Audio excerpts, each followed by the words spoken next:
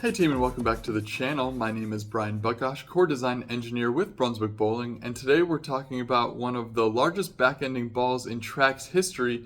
It's the brand new Theorem. This one has certainly been turning heads for the big motion that it's making on the back of the lane, and you just saw that there. Joe isn't the only one who can make this ball back end. It's been sung a lot of praises by our staff and the early adapters to get this one. The right core cover combination to make the ball get through the fronts easily and change direction on the back of the lane is making this one a head turner. And part of the reason is the new core that's inside this one. This ball is brand new inside and out, with the brand new MC2 asymmetrical core powering the HK22 base cover that has the prime response additive package. So we're going to start where we always start when we're talking about this ball, and we're going to take a lap around this new MC2 asymmetrical core and talk a little bit about the features of it. Starting with the numbers on this core, this is a relatively low RG at 247. That's going to be a fast revving core motion in terms of RG, but because of the cleanness of the cover stock and the lower total differential on this ball, it doesn't read at your toes. And speaking of total differential, this one has an 046 total differential. That is very moderate, especially for a high asymmetrical or a pro performance asymmetrical ball. 046 does not offer that much flare potential. That's fairly squarely in the middle of the differential range, which means that this one's going to have more moderate flare spacing. It's not going to read the front part of the lane, and it's not going to try to hook instantaneously, and that is part of the magic of why this one is getting through the front so easily for most players, and it's bleeding energy at the back of the lane where you want to see the ball motion. And this is paired with an intermediate differential of an 017. And that's kind of the unique thing about this. These are some unique core numbers. Typically when you see an 017 intermediate differential or higher, then you see that being paired with a 050 differential core or higher. And what that means is both of these stats are on the high end of the range, and that's for like a maximum ball potential setup. So those are the types of balls that dig in the mid lane really hard and cover a lot of total boards. Whereas this one, with its more moderate differential but still high intermediate differential, means that it's going to save energy for the back of the lane and then kind of unload in the last 20 feet of the lane where you get all this back end motion. And we achieved that with a fairly simple yet clever trick.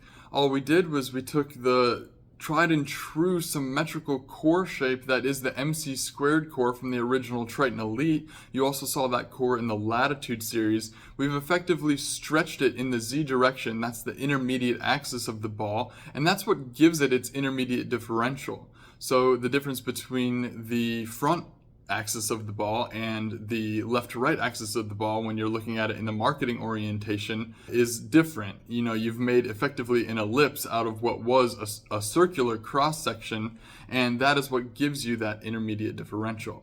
If you remember, intermediate differential typically relates to the response to friction, the sharpness of the response to the friction at the back of the lane. So having an 017 is not maxed out, but it's relatively high.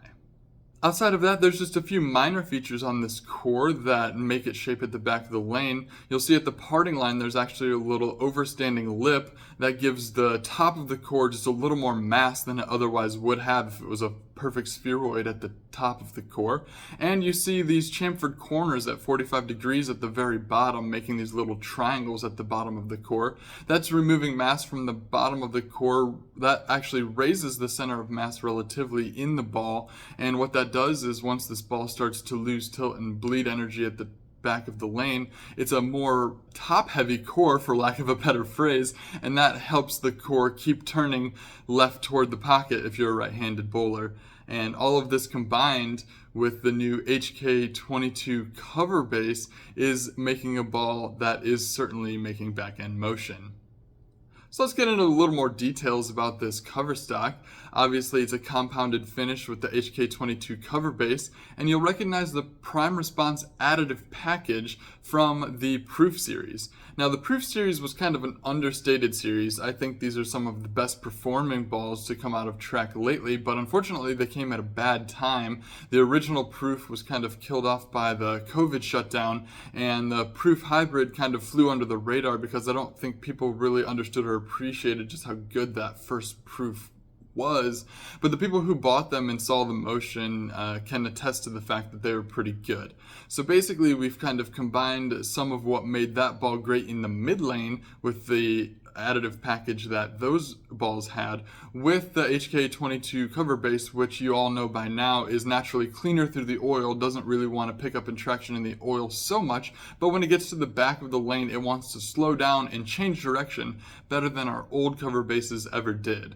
So a perfect storm of factors are making a very strong and angular back-ending ball, but a ball motion shape that isn't so angular that it's hook stop, because that wouldn't be any better than anything else on the market. This is a very uniquely sweeping and continuous motion, a ball motion that might remind you of a symmetrical ball motion, although a symmetrical ball, you rarely see this level of sharp change of direction at the back of the lane.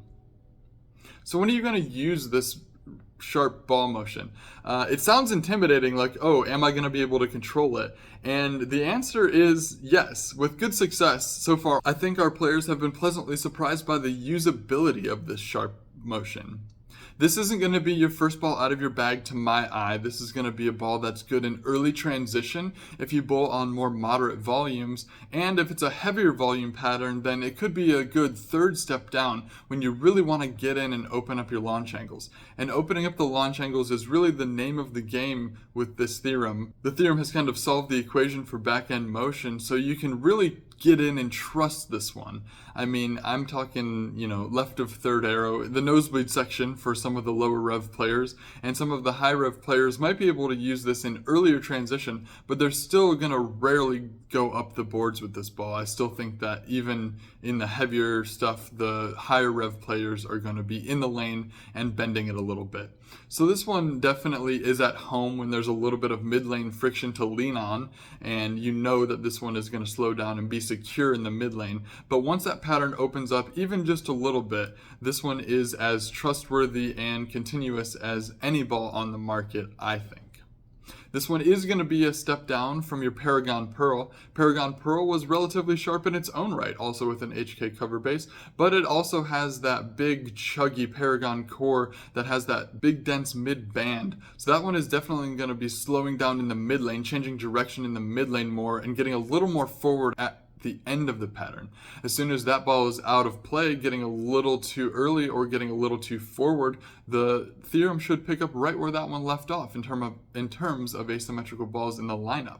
If you have a smoother sanded symmetrical ball in the track lineup, then I think the theorem is going to be a perfect ball down from that. It's not going to be a step down in total hook, it's probably a step up in total hook from most sanded smooth symmetrical balls, but it's going to be a step down in transition, meaning that once that other symmetrical ball is getting too slow around the corner or is too lazy to finish on the fresh oil as the breakdown starts to occur, then you can take a big step in with your track theorem and open up the lane.